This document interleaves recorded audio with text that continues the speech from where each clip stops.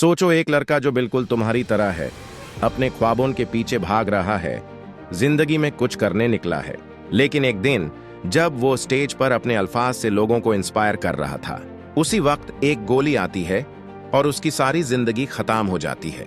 ये है कहानी चार्ली कर्क की, एक अमेरिकन यूथ लीडर जो सिर्फ 31 साल की उम्र में दुनिया छोड़ गया, और उसका कातिल सिर्फ 22 साल का एक नौजवान। चार्ली कर्क अमेरिका का एक पॉलिटिकल एक्टिविस्ट था। उसने एक ऑर्गेनाइजेशन बनाई थी जिसका नाम था टर्निंग पॉइंट यूएसए। इसका मिशन था कि कॉलेज और यूनिवर्सिटीज के स्टूडेंट्स को कंजर्वेटिव सोचने की तरफ लेकर आया जाए। वो मीडिया पर भी आता था, किताबें लिखता था और अपने जज्बाती अंदाज से लोगों को मोटिवेट करता था। 31 साल की उम्र में उसने अपनी जिंदगी में बहुत कुछ अचीव किया था, लेकिन उसके क्रिटिक्स भी बहुत ज्यादा थे। उसके लफ्जों और आइडियोलॉजी पर डिबेट होती रहती थी। 10 सितंबर 2025 का दिन यूटा वैली यूनिवर्सिटी में एक इवेंट था, American comeback tour. Charlie stage पर बोल रहा था। सिर्फ 20 मिनट गुजरे थे, अचानक एक गोली चलती है। गोली उसके गले पर लगती है, लोग शॉक हो जाते हैं, अफरा तफरी मच जाती है और उसे फौरन हॉस्पिटल ले जाया जाता है। दोस्तों, वीडियो देखने से पहले एक सेकंड रुको और मोटिवेशन इन उर्दू 0.1 को लाइक करो। जिस भी प्लेटफॉर्म पर आप ये वीडियो देख रहे हो, वहां फॉलो करना मत भूलना, क्योंकि ऐसी वीडियोस बनाने में बहुत मेहनत लगती है और आपका एक लाइक और फॉलो मेरे लिए बहुत मैटर करता है। डॉक्टर्स ने कोशिश की, लेकिन कुछ वक्त बाद चार्ली कर्क को डेड डिक्लेयर कर दिया गया।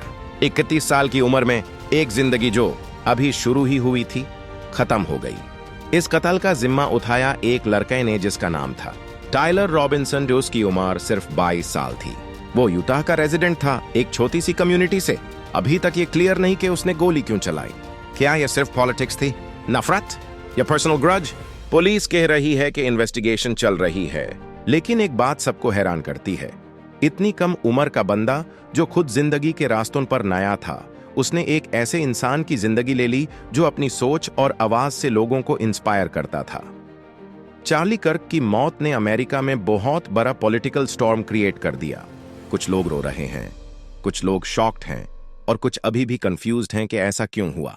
ये इंसिडेंट सिर्फ एक बंदे का कत्ल नहीं, ये एक नई डिबेट है कि पॉलिटिकल पोलराइजेशन और नफरत कब तक चलेगी।